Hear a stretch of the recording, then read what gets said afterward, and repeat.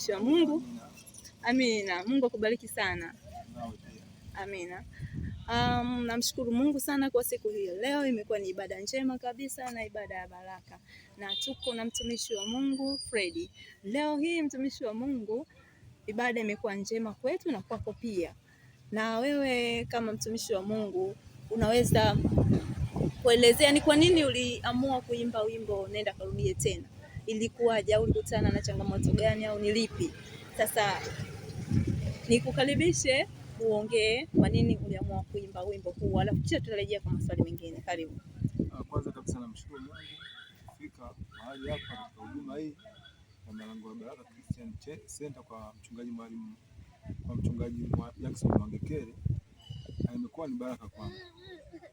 Kuhusu wimbo Nenda Karudie Tena, kwa kweli umekuwa ni wimbo wa kupendwa sana na wimbo ambao una nguvu ndani yake. Historia ya wimbo huo, historia hiyo nilipata wakati fulani nilijua kupata ajali ya bodaboda na nikawa nimevunjika mkono. Sasa katika kujiuguza kwa miezi kadhaa hapa nikapona. Baada ya kupona nikatafakari nifanye kazi gani.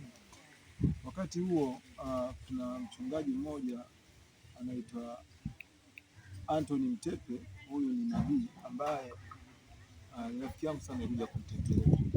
Kwa ameniambia nenda karudie tena. Usiogope, Mungu atakusimamia. Mungu akawa nao. Mimi kama mwimbaji nilikuwa nimepata hiyo idea nenda karudie tena. Nikaandika wimbo Nenda Karudie Tena, hatimaye umekuwa ni baraka kwangu na kwa wengine pia. Amina. Ndio. Hakika kweli imekuwa ni baraka kwa wote, kwa Watanzania wote. Na wewe leo hii kufika katika kanisa la Malango ya Baraka Christian Center, unajisikiaje na umebarikiwa na nini, na unaweza kumwambia nini mtazamaji na msikilizaji anayekusikia? Najisikia furaha sana, lakini pia nimekutana na somo ambalo mara, kwa sababu mahali hapa nimekutana na mchungaji ambaye anafundisha katika kweli, anaihubiri kweli na anatembea katika mambo ya maombi. Nimejifunza neno ambalo linaitwa toka mlima Gilboa, ambao ni mlima ambao ni wa mateso, ni mlima ambao ni wa mizigo mizito sana, ambao natakiwa tuombe tuweze kutoka katika mlima huo.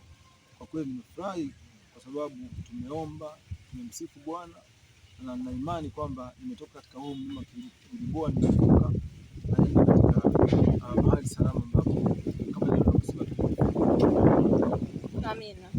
Kwa yule mwenye shida, mwenye changamoto, ambaye anaona bado yuko kwenye mlima huo Gilboa na hajui atashuka vipi, wewe ushauri wako uko vipi? Changamoto yangu ya kumshauri mtu ambaye yuko kwenye mlima Gilboa ni kulitia jina la Yesu pekee yake. Jina la Yesu lina nguvu, lina uponyaji na lina uwezo wa kumuondoa mahali hapo.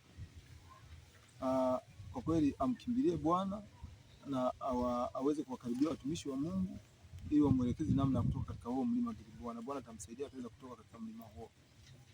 Ndio. Amina. Umesema umebarikiwa sana na mtumishi wa Mungu, amefundisha somo zuri kubariki, na mimi limetubariki sote kwa ujumla.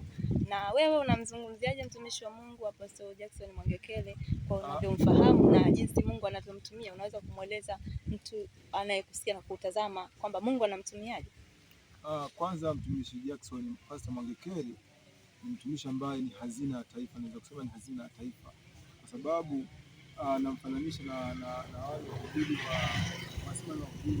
wa kitambo kidogo ambao kina Moses Flora, kina nani ambao walikuwa wakihubiri ile kweli kabisa, ile kweli ya kusimama na neno la Mungu.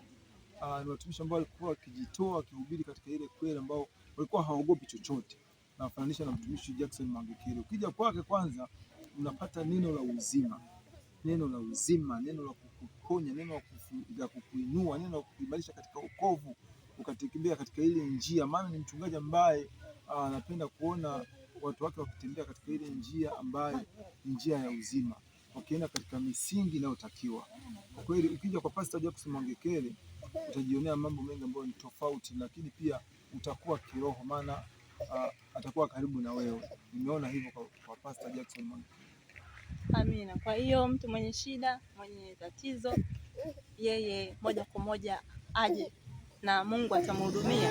Ndio ujumbe wake. Ndio, labda kwa nigusie kidogo, mtu mwenye shida au changamoto, kwa kweli fika Chanika shule ya Go kwa mchungaji Pastor Jackson Mwangekele. Naamini shida yake itatatuliwa, kwa sababu kama nilivyokueleza, ni mtu mwenye misingi. Ukisimama katika misingi na ukawa na imani thabiti, shida yako itatatulika kabisa ukiwa na mchungaji Pastor Jackson Mwangekele. Amina. Mungu akubariki sana sana. Hem, tuimbie wimbo wako kidogo kwa ufupi, unaenda karudie tena. Nenda karudie tena, nenda karudie tena, haijalishi umefeli mara ngapi, raundi hii utatoboa. Amina, mtumishi wa Mungu, nenda karudie tena, utatoboa. Amina, amina. Tunakwenda kurudia tena. Mungu akubariki sana sana. Amina, amina, wabariki. Amina.